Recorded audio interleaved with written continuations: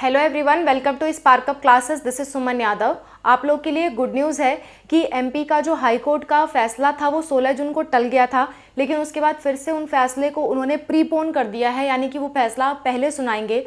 9 जून को आपका फैसला आ जाएगा कि एमपी वाले बच्चों के लिए दोबारा से नीट एग्ज़ाम होगा कि नहीं होगा। इससे एक बात कंफर्म हो जाती है कि जो आपका एनटीए है वो चाहता है कि जिस डेट को वो रिज़ल्ट निकालने को कहा है उसी डेट को रिज़ल्ट निकाले, यानी कि 14 जून आपका रिज़ल्ट आने के 99% चांसेस हैं।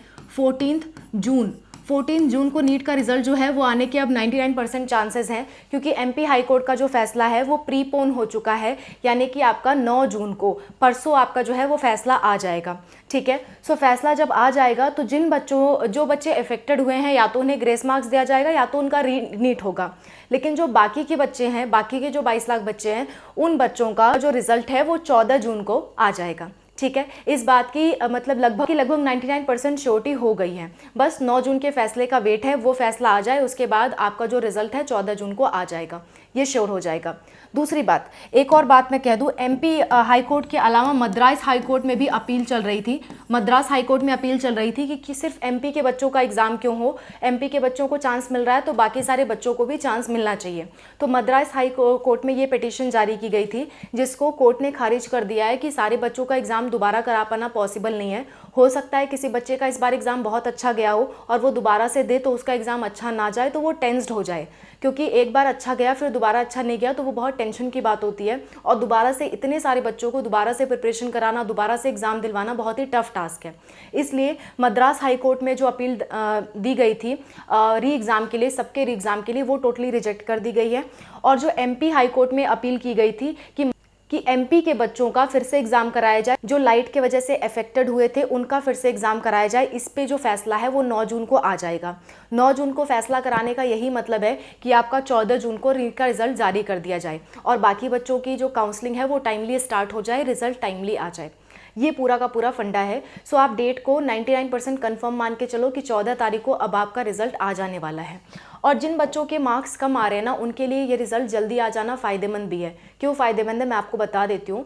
हो सकता है आपने किसी और एग्ज़ाम के लिए भी फॉर्म भरा हो, लाइक एम्स के लिए, एम्स नर्सिंग, एम्स पैरामेडिकल, और आपका जो सीनेट का एग्ज़ाम है, इसके लिए जो आपने फॉर्म भरा हुआ है, इसकी काउंसलिंग अगर पहले हो जाएगी तो इनकी काउंसलिंग में सीट पहले रिजर्व्ड हो जाएंगी, जबकि जिन बच्चों का अच्छा मार्क्स आया होगा वो नीट की काउंसलिंग में जा सकते हैं।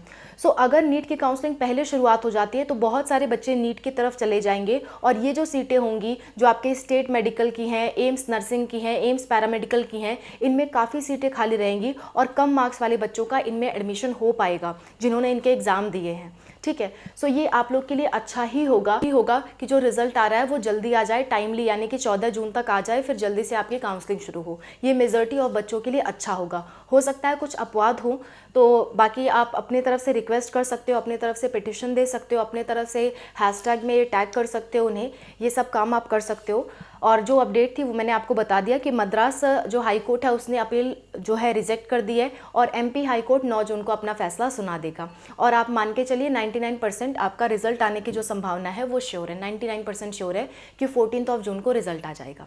ठीक है, so that's all. Thank you so much for watching. ऐसे लगातार अपडेट्स मैं आपको देती रहूँगी। अगर आपको नीट का क्वालिफाइंग मार्क्स जानना है कि क्वालिफाइंग मार्क्स कितने हैं तो आप कमेंट कर देना। नीट की काउंसलिंग अगर आप मुझसे कराना चाहते हो तो आप मेरे नंबर पे मुझे कांटेक्ट कर सकते हो, उस पर आप मैसेज करोगे, मैं आपको रिप्लाई करूँगी, कॉल बैक करूँगी। और अगर नॉर्मली आपको कोई डाउट पूछना है कॉल पे तो आप मुझे 200 रुपीज़ पेमेंट करके डाउट भी पूछ सकते हो। मेरा नंबर है 8957391589। अगर आपका कोई नॉर्मल डाउट है तो आप कमेंट में मेंशन कर दें। अगर कोई अर्जेंट डाउट है जो आप मुझसे कॉल पे ही सॉल्व कराना चाहते हैं तो इस नंबर पे मैसेज करिए व्हाट्सएप पे, जिस पे मैं आपको QR कोड भेजूंगी। QR कोड पे आप 200 पेमेंट करोगे तो मैं आपसे कॉल पे बात कर लूँगी।